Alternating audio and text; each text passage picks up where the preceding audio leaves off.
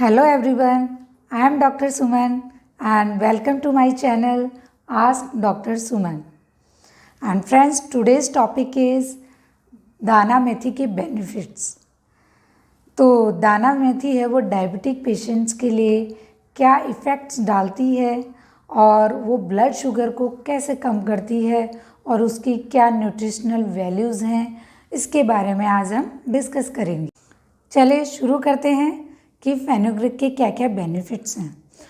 तो सबसे पहले जो आता है कि उसमें फ़ाइबर बहुत अच्छा होता है।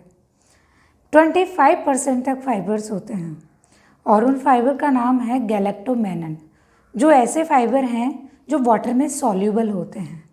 अगर हम दाना मेथी को भिगोते हैं तो उसका जो वाटर होता है उसमें फाइबर्स आ जाते हैं, तो वाटर में सॉल्यूबल हो गए वो। तो ये जो फाइबर्स हैं ये क्या करते हैं कि हमारे जो डाइजेस्टिव सिस्टम है उसको स्लो कर देते हैं और क्या करते हैं कि जो हमारे जो कार्बोहाइड्रेट और शुगर का जो एब्जॉर्प्शन है उसके एब्जॉर्प्शन को भी कम कर देते हैं, स्लो कर देते हैं। मेथी दाना है वो कार्बोहाइड्रेट और शुगर के एब्जॉर्प्शन को कैसे कम करता है।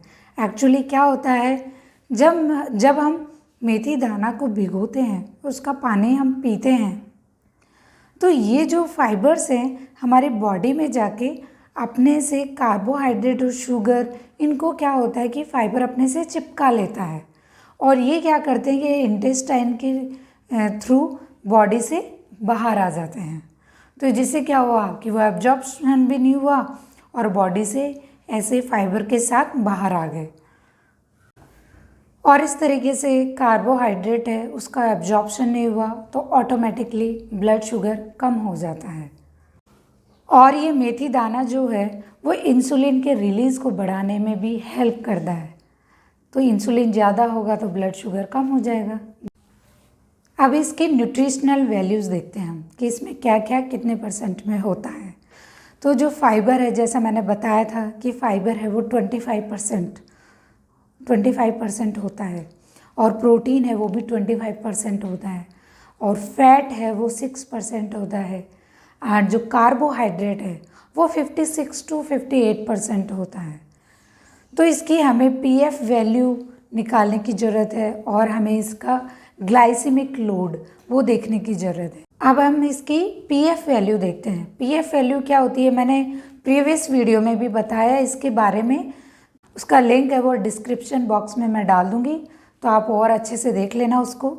लेकिन हम मेथी दाना का जो पीएफ वैल्यू है वो देखते हैं। तो पीएफ वैल्यू क्या होती है, प्रोटीन, फाइबर, फैट, इनका जो टोटल होता है वो 50 से ज़्यादा होना चाहिए।